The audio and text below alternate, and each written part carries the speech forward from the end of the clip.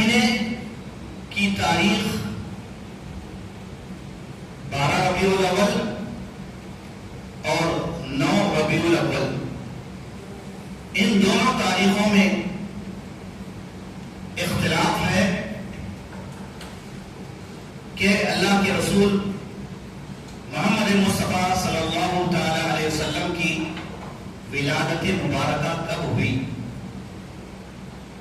کسی نے 10 تاریخ بتایا، کسی نے 12 تاریخ بتایا، کسی نے 9 تاریخ بتایا، یہاں تک کہ شیخ عبد القادر جیلانی رحمۃ اللہ علیہ نے 10 محرم اللہ کے نبی صلی اللہ علیہ وسلم کی تاریخ ولادت بتائی۔ الغرض نبی صلی اللہ علیہ وسلم کی وہ سیرت ابن ہشام میں اور سیرت الرحیق المختوم میں اور دیگر سیرت کی کتابوں میں مذکور ہے۔ اب ہمیں شرعی اور تاریخی اعتبار سے میلاد النبی کی حیثیت، اس کا مقام کیا ہے، پیش کرنا۔ میں بالکل اختصار کے ساتھ دلائل کی روشنی میں آپ کی خدمت میں پیش کروں گا۔ شرعی اعتبار سے کسی بھی مسلمان کے لیے، اس کے بچے کے لیے، اس کے بوڑھے کے لیے، اس کے مرد کے لیے، عورت کے لیے زیب نہیں دیتا، نہ اجازت ہے نہ رخصت ہے کہ وہ اپنے ولادت کے 1 سال کے بعد، 10 سال کے بعد، 60 سال کے بعد اس کو ریپیٹ کرتے ہوئے برتھ ڈے منائے یا اس کی پیدائش کی خوشی میں کوئی اہتمام کرے، اس کا کوئی ثبوت قرآن اور حدیث سے نہیں ملتا۔ تو یہ بات اچھی طرح سمجھ لیجیے۔ دوسری چیز یہ ہے کہ جو چیز اللہ کے نبی صلی اللہ علیہ وسلم کے دور میں، نبی صلی اللہ علیہ وسلم کے پیریڈ میں جو دین نہیں تھا، وہ قیامت کی صبح تک دین نہیں رہے گا۔ کیوں؟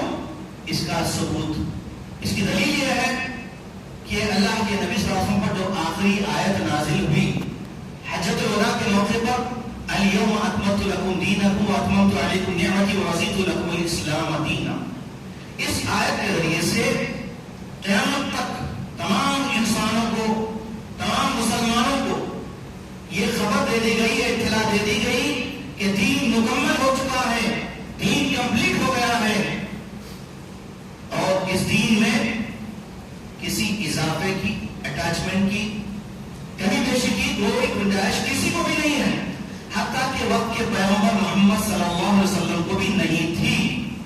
اللہ کے نبی صلی اللہ علیہ وسلم پر جو بھی آپ کرتے تھے، کہتے تھے، سورہ نجم کی آیت نمبر 2 نوٹ کر لیجیے، کیا فرمایا اللہ تعالیٰ نے؟ وَمَا يَنْطِقُ عَنِ الْهَوَىٰ إِنْ هُوَ إِلَّا وَحْيٌ يُوحَىٰ، اللہ تعالیٰ جو نبی پر وحی نازل کرتا ہے وہی اللہ کے نبی بیان فرماتے ہیں، وہی باتوں کو بیان کرتے ہیں، اور آپ نے کوئی کام، کوئی بات اپنی دانش میں اپنی طرف سے پیش نہیں کیا۔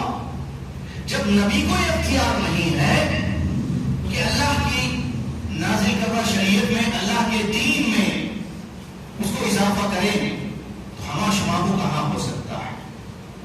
بالفاظ مختصر دین مکمل ہے، اور دین میں اضافہ، زیادتی، ثواب کی نیت سے کرنا، یہ شریعت میں ایک بڑا گناہ ہے، جس کو ہر مسلمان کم از کم جمعے کے دن سنتا ہے۔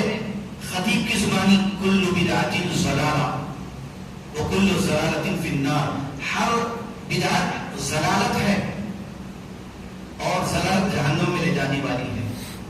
بدعت کہا اس کو، اور بدعت ہوتی ہے کل بدعت، اچھی بدعت بری بدعت نہیں ہوتی، اچھی غلازت بری غلازت نہیں ہوتی، غلازت غلازت ہوتی ہے، گندگی گندگی ہوتی ہے۔ جب اللہ کے نبی آقا نامدار محمد مصطفیٰ نے کہہ دیا کل بدعت ضلالہ، تو دنیا کا کوئی مفتی، کوئی عالم، کوئی بڑی سی بڑی شخصیت بدعت کو سنت نہیں بتا سکتی، سنت نہیں کہہ سکتی۔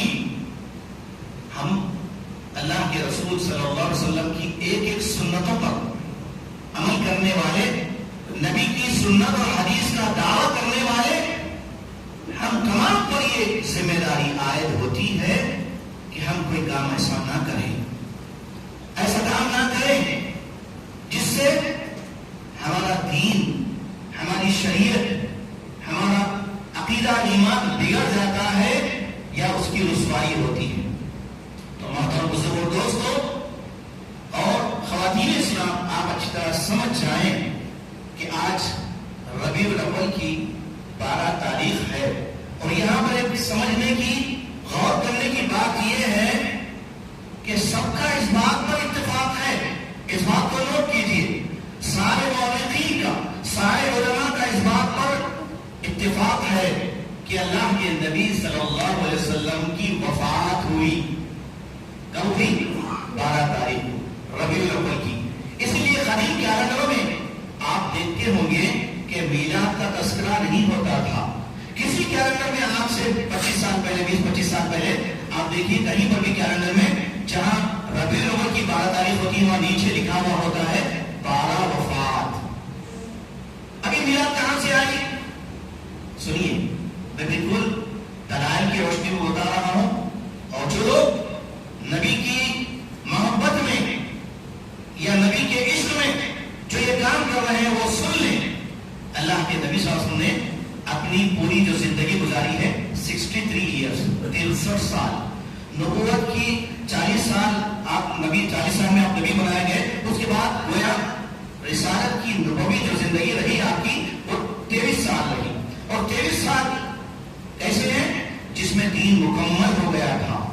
اقرا سے، اقرا بسم ربک الذی خلق سے لے کر یہ آیت الیوم اکملت لکم دینکم، پورے مکمل طور پر 114 صورتیں اسی میں دین ہے، اور اس 114 صورتوں کی عملی شکل، عملی صورت، اس کو تفسیر کہا جاتا ہے۔ وہ اللہ کے رسول صلی اللہ علیہ وسلم کی حیات طیبہ، نبی کی سنت، نبی کی زندگی ہے۔ اس لیے اللہ تعالیٰ نے کہا فرمایا لقد کان لکم فی رسول اللہ اسوۃ حسنہ، سورہ احزاب آیت نمبر 21۔ اے مسلمانوں، تمہارے لیے اللہ کے نبی صلی اللہ علیہ وسلم بہترین آئیڈیل ہے۔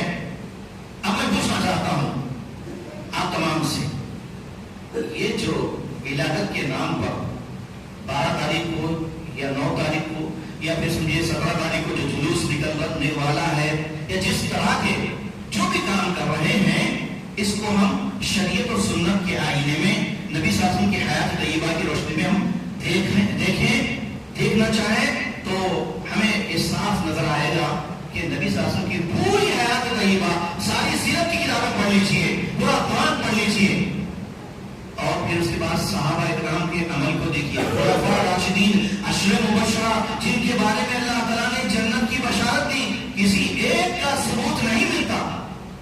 صحابہ اکرام کا طریقہ بھی ہمارے لیے حجت ہے۔ علیکم بسنتی وسنت الخلفاء الراشدین المہدیین عضوا علیہا بالنواجذ فرمایا، تو کہیں خلفاء راشدین نے نہیں کیا۔ ایک اور سوال آپ کے سامنے رکھتا ہوں میں، کیا صحابہ اکرام اللہ کے نبی صلی اللہ علیہ وسلم سے محبت نہیں کرتے تھے؟ عشق تو نہیں کرتے تھے، یہ تو بات طے ہے۔ عشق کس سے کیا جاتا ہے؟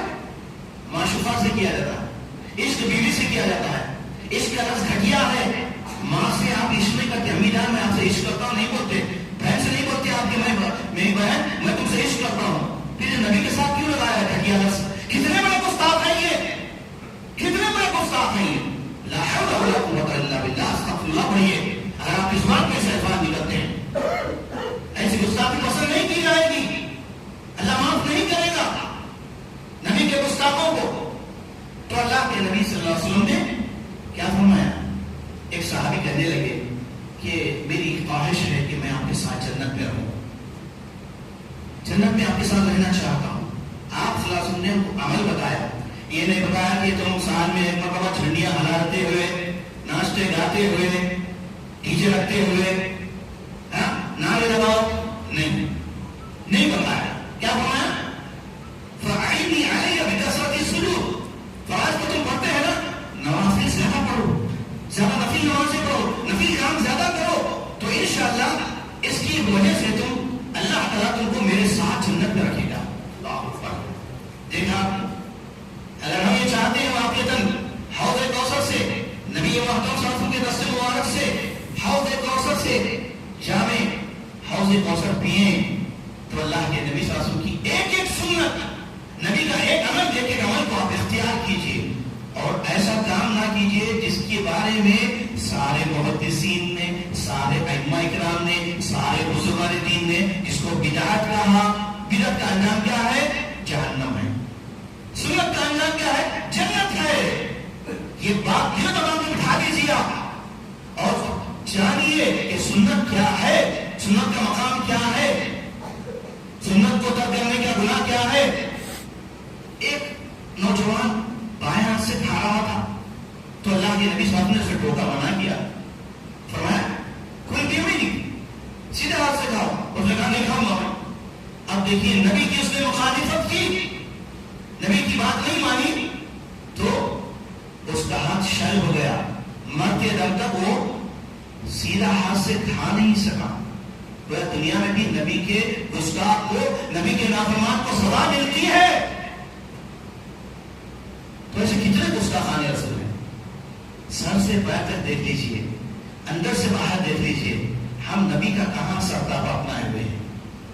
نبی کے طریقے کا ہم کتنی جو ہے اس کا مذاق اڑا رہے ہیں, کتنا جو ہے ہم گستاخی کر رہے ہیں. تو ہم اللہ کے نبی صلی اللہ علیہ وسلم کی سیرت طیبہ کو پڑھیں. میرا پیغام یہی ہے. اور اللہ کے نبی صلی اللہ علیہ وسلم کی اگر واقعہ ہم کو نبی کے طریقے پر چلنا ہے, فالو کرنا ہے, تو کم از کم آپ یہ کام کر سکتے ہیں. آپ صلی اللہ علیہ وسلم اپنی ولادت کے دن کیا کرتے تھے؟ روزہ رکھتے تھے. کیا کرتے تھے؟ روزہ رکھتے تھے. پیر کے دن آپ صلی اللہ علیہ وسلم روزہ رکھتے تھے. صحابہ نے پوچھا آپ پیر کے دن روزہ کیوں رکھتے ہیں؟ تو آپ نے فرمایا کہ ولادت کی سبب کی, ولادت کی وجہ سے, کہ پیر کے دن میری پیدائش ہوئی تھی, اس لیے میں شکرانے کے طور پر روزہ رکھتا ہوں. تو یہ عمل کیجیے, آپ ہر پیر کو روزہ رکھیے, ہر جمعرات کو روزہ رکھیے. یہ ہے نبی کا عمل. یہ نہیں کہ آپ پورے شہر میں جو ہے لوگوں کو پریشان کر رہے ہیں, جبکہ آپ کے لیڈران, مفتیان, علماء کرام, جامعہ نظامیہ کا بھی فتویٰ ہے بھی کہ یہ عرش لگانا, یہ ناچنا, ڈی جے ویجے سب یہ ناجائز ہے. سب بتا دیا گیا, علماء نے بتایا. پھر یہ کرنے والے کون ہیں؟ یہ کرنے والے شیطان کے بھائی ہیں, شیطان کے بھائیاں ہیں, جو نبی کے ولادت کے جشن کے نام پر اپنی شیطانیت کر رہے ہیں. صحابہ ایسا نعوذ باللہ ایسی حرکتیں نہیں کیے تھے, ایسی حرکتیں نہیں کیے تھے. اللہ اکبر. تو آج ہو رہی ہے. ضرورت اس بات کی ہے کہ ہم نبی کے اندر چاہنے والے ہیں, سچے محبان رسول ہیں. تو اللہ کے نبی کی حدیث بھی سنیے. اللہ کے نبی صلی اللہ علیہ وسلم نے فرمایا کل امتی یدخلون الجنۃ الا من ابا, میری پوری امت جنت میں جائے گی سوائے اس کے جو میرا انکار کیا. یعنی میری بات اس نے نہیں مانی, حدیث نہیں مانی, سنت کو نہیں فالو کیا. تو صحابہ تعجب سے کہنے لگے بھلا کوئی مسلمان آپ کا انکار کر سکتا ہے, آپ کی حدیث کو ٹھکرا سکتا ہے؟ تو ایک ہی اللہ کے نبی صلی اللہ علیہ وسلم نے کسوٹی بیان بتایا, من اطاعنی دخل الجنہ ومن عصانی فقد ابا. جس نے میری اطاعت کی, میری بات مانی, حدیث سے صحیح آ گئی تو وہاں چوں چرا انو ان کی ہم ماننے والے ہیں, ہمارے امام فلاں ہیں, ہمارے سلسلے میں ایسا ہے, ہمارے بڑے ایسے کرتے ہوئے آ رہے ہیں, یہ کریں گے تو غارت ہو جائیں گے, برباد ہو جائیں گے. بس نبی کا حکم فالو کیجیے. نبی نے کیا فرمایا, جس نے میری اطاعت کی وہ میرے ساتھ جنت میں ہوگا, اور جس نے میری بات کو حدیث صحیح کو ٹھکرا دیا وہی میرا نافرمان ہے, منکر حدیث ہے, منکر قرآن ہے. تو محترم بزرگوں, دوستوں, نوجوانوں, ضرورت اس بات کی ہے کہ ہم دین کو سمجھیں. اللہ کے نبی صلی اللہ علیہ وسلم کا جب بھی نام آئے تو کیا کرنا ہے؟ ان اللہ وملائکتہ یصلون علی النبی یا ایھا الذین آمنوا صلوا علیہ وسلموا تسلیما. سورہ احزاب آیت نمبر 56. اللہ نے فرمایا کہ تم, اللہ تعالیٰ اپنی رحمتیں نازل کرتا ہے, اللہ درود نہیں بھیجتا. ان اللہ وملائکتہ, اور فرشتے کیا کرتے ہیں؟ فرشتے دعائیں مغفرت کرتے ہیں. یا ایھا الذین آمنوا, اے ایمان والو, صلوا علیہ وسلموا تسلیما. تم اللہ کے نبی صلی اللہ علیہ وسلم پر درود و سلام بھیجو. تو کثرت سے درود و سلام بھیجنا ہے. کون سا درود و سلام؟ جو اللہ کے نبی نے سکھایا. ایک بات یاد کر لیجیے, وہ جو پڑھا جاتا ہے مسجدوں میں برسوں سے, ہم بھی بچپن میں سن رہے ہیں, یا نبی سلام علیکہ. یہ جو اردو میں پڑھا جاتا ہے اور پتہ نہیں اور بہت سارے ایسے سلام ہیں جس میں غلو ہے، شریعت کے خلاف باتیں ہیں، نبی کے شان کے خلاف باتیں ہیں. ایسا درود نہیں. وہی درود اتھینٹک جو قرآن میں اللہ نے جس کا حکم دیا، جو اللہ کے نبی نے درود سکھایا، جو ہم نمازوں میں پڑھتے ہیں، جس کو درود ابراہیمی کہا جاتا ہے. اللهم صل على محمد وعلى آل محمد كما صليت على إبراهيم وعلى آل إبراهيم إنك حميد مجيد. یہ ہے درود پڑھنا. یہ کم سے کم نبی کا نام آئے تو صلی اللہ علیہ وسلم، محمد صلی اللہ علیہ وسلم. کیوں؟ اس لیے کہ اللہ کے نبی فرماتے ہیں بخیل ہے وہ شخص، بخیل ہے وہ شخص کہ جس کے پاس میرا نام آئے اور مجھ پر درود نہ بھیجے. تو بخالت ہوگی، ہے بخیلی ہوگی کہ ہم نبی کا نام آنے کے بعد درود نہ بھیجیں. کم سے کم صلی اللہ علیہ وسلم، اللہ کی رحمتیں نازل ہو نبی صلی اللہ علیہ وسلم پر، اس کی برکتوں کا نزول ہو، یہ پڑھتے رہیں. اور کثرت درود سے بہت فائدہ ہے. ایک مرتبہ ہم درود پڑھیں گے تو اللہ کی 10 مرتبہ ہم پر رحمتیں نازل ہوگی. یہ حق ہے. اور اس کے ساتھ نبی سے محبت بھی کرنا ہے. کیسی محبت کرنا ہے؟ سورہ توبہ آیت نمبر 24 اللہ نے کیا فرمایا؟ قل ان کان آباؤکم وابناؤکم وعشیرتکم. یہ پوری تفصیل ہے. 8 محبتوں کا ذکر ہے اس میں، 8 قسم کی. اور یہ فطری محبتیں ہیں. ہر انسان کو اپنے ماں باپ سے محبت ہوتی ہے، ہر انسان کو اپنے بیوی بچوں سے محبت ہوتی ہے، اس سے منع نہیں کیا گیا. لیکن اور ماں دولت سے بھی محبت ہوتی ہے. یہ محبتیں اگر نبی کی محبت پہ غالب آ جائے تو یہ جائز نہیں ہوگی. سب محبتیں نبی کے محبت کے تابع ہو. کیوں؟ اللہ کے نبی فرماتے ہیں، سے مسلم کی حدیث ہے، کیا فرمایا نبی صلی اللہ علیہ وسلم نے؟ واللہ لا یؤمن، قسم اللہ کی وہ مومن نہیں ہے. کون سا شخص جو اللہ کے نبی صلی اللہ علیہ وسلم سے محبت نہ کرے، اپنے ماں باپ سے بڑھ کر، اپنے آل اولاد سے بڑھ کر، والناس اجمعین، اور سارے انسانوں سے بڑھ کر، خالی میں لگا روحی فدا، لگا مالی فدا، لگا جانی فدا بولنا کافی نہیں ہے. عمل کر کے دکھانا ہے. نبی نے جو کیا ہے، وہ جو کہا ہے، اس پر پریکٹیکل اترنا ہے. تب جو ہے نبی کے چاہنے والے ہوں گے. اور ان کے لیے خوشخبری ہے کہ نبی کے ساتھ وہ انشاءاللہ جنت میں ہوں گے. اور اللہ کے نبی صلی اللہ علیہ وسلم پر ہمارے حقوق یہ بھی ہے کہ ہر اذان کے بعد ہم دعا کریں اللہ تعالیٰ سے کہ اللہ تعالیٰ نبی صلی اللہ علیہ وسلم کو مقام محمود عطا فرمائے. مقام محمود، مقام محمود جنت میں وہ ایک بہت ہائی فائی مقام ہے، بہت اعلیٰ ترین مقام ہے، جس کا نام اللہ تعالیٰ نے مقام محمود رکھا. اس مقام محمود کے بارے میں اللہ کے نبی فرماتے ہیں مجھے امید ہے اللہ تعالیٰ سے کہ اللہ تعالیٰ اس مقام محمود میں مجھے داخل فرمائے گا. تو اللہ کے نبی فرماتے ہیں ہر اذان کے بعد میرا امتی میرے لیے جب دعا کرتا ہے اس مقام محمود کی، آتی محمد الوسیلۃ والفضیلۃ وبعث مقام محمود الذی وعدتہ، جس کا اللہ نے وعدہ کیا ہے، تو ہم یہ دعا کریں. اسی طرح وفات کا تذکرہ قرآن میں بھی ہے اللہ کے نبی صلی اللہ علیہ وسلم کا. سورہ آل عمران 144 وما محمد الا رسول قد خلت من قبلہ الرسل. اور فرمایا کہ صحابہ کرام اللہ کے نبی سے اتنی چاہت رکھتے تھے. دیکھیے میں اپنی آخری بات پیش کر رہا ہوں کہ جب اللہ کے نبی صلی اللہ علیہ وسلم کی وفات ہو گئی تو حضرت عمر بن خطاب رضی اللہ عنہ جوش محبت میں نبی کی محبت کیسی تھی دیکھیے ان کی، آ کر کہنے لگے خبردار اگر کسی نے کہا کہ محمد صلی اللہ علیہ وسلم کا انتقال ہو گیا ہے تو میں اس کی گردن اڑا دوں گا، اس کا سر تن سے جدا کر دوں گا. یہ محبت ان کی. جب حضرت ابوبکر صدیق رضی اللہ عنہ آئے تو انہوں نے دیکھا کہ سارے لوگ غمگین ہیں اور اس طرح عمر بن خطاب تلوار لے کر گویا کہہ رہے ہیں کہ جو یہ کہتا ہے کہ محمد کا انتقال ہو گیا تو میں اس کی گردن اڑا دوں گا، اسے قتل کر دوں گا. وہ سمجھ رہے تھے کہ جس طرح کوہ طور پر حضرت موسیٰ علیہ السلام کچھ دنوں کے لیے گئے تھے پھر واپس آ گئے، اسی طرح اللہ کے نبی صلی اللہ علیہ وسلم وفات نہیں پائے، نبی صلی اللہ علیہ وسلم پھر زندہ ہو جائیں گے اور واپس آ جائیں گے.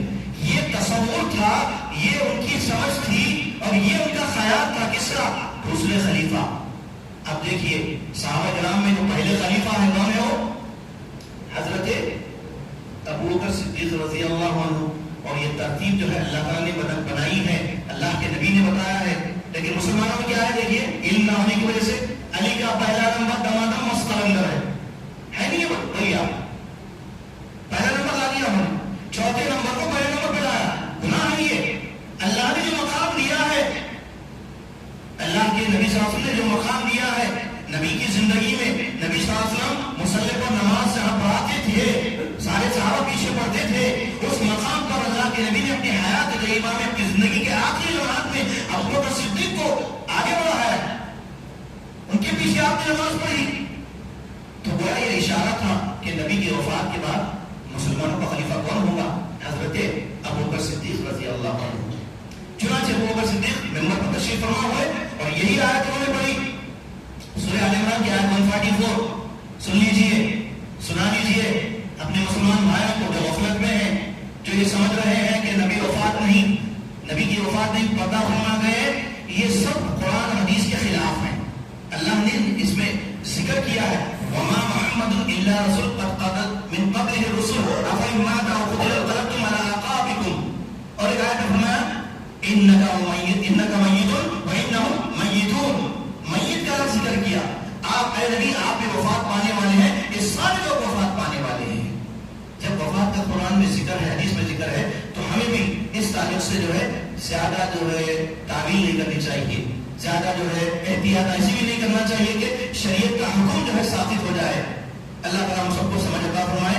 اب میں اللہ تعالیٰ سے دعا کرتا ہوں کہ اللہ تعالیٰ ہم کو نبی محترم صلی اللہ علیہ وسلم کے اسوے پر عمل پیرا ہونے کی توفیق عطا فرمائے. ہاں آخری بات یہ کہ ہمارے مسلمان یہ سمجھتے ہیں کہ اللہ کے نے یہ جو میلاد کا ذکر ہے یہ قاہرہ سے اس کا ایجاد ہوا، مصر میں، اور 361 ہجری تھی، یعنی نبی کی ہجرت ہو کر 360 سال ہو گئے تھے. تو 360 سال تک صحابہ، تابعین، خلفاء میلاد کیوں نہیں منائے؟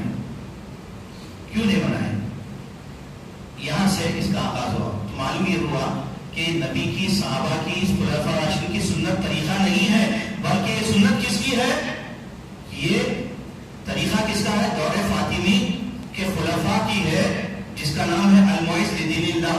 جو شوال 361 ہجری میں وہ مغرب سے مصر آیا اور اس نے ایک نہیں بلکہ 6 قسم کے میلاد بنائے.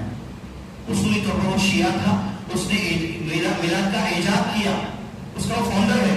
تو میلاد النبی، اس کے ساتھ میلاد علی بن ابی طالب، اور میلاد فاطمہ، میلاد حسن، میلاد حسین، اس طرح 5 میلادیں اس نے شروع کی. تو اب آپ غور کیجئے، آپ اندازہ لگا لیجئے کہ یہ کس کا طریقہ ہے، کہاں تک ان کی اصل جا کے ملتی ہے.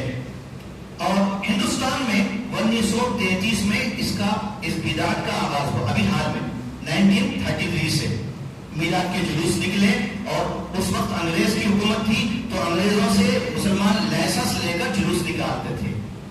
تو یہ نبی کا طریقہ، نبی کی سنت نہیں ہے، اس سے احتیاط کرنا چاہیے. یہ جلوس ہندوؤں کے ساتھ عیسائیوں کی بھی نقالی کرنے والا ہے، اور اس میں اسراف ہے، بے ادبی ہے، گانے بجانے ہیں، مشابہت ہے، میوزک ہے، شور شرابہ ہے، شرکیہ نعرے ہیں، اگر یہ تمام اس کے اندر خرافات، بدعات، غیر شرعی کام ہوتے ہیں. ہم مسلمان ہیں، ہم نے کلمہ پڑھا ہے لا الہ الا اللہ محمد رسول اللہ، کم از کم اس کی لاد رکھیے اور کوئی ایسا کام نہ کیجیے جس سے قیامت کے دن رسوائی ہو. اللہ تعالیٰ ہم سب کو نیک عمل کی توفیق عطا فرمائے. آمین وآخر دعوانا الحمدللہ رب العالمین. سبحان ربک رب العزة عما یصفون وسلام علی المرسلین والحمدللہ رب العالمین.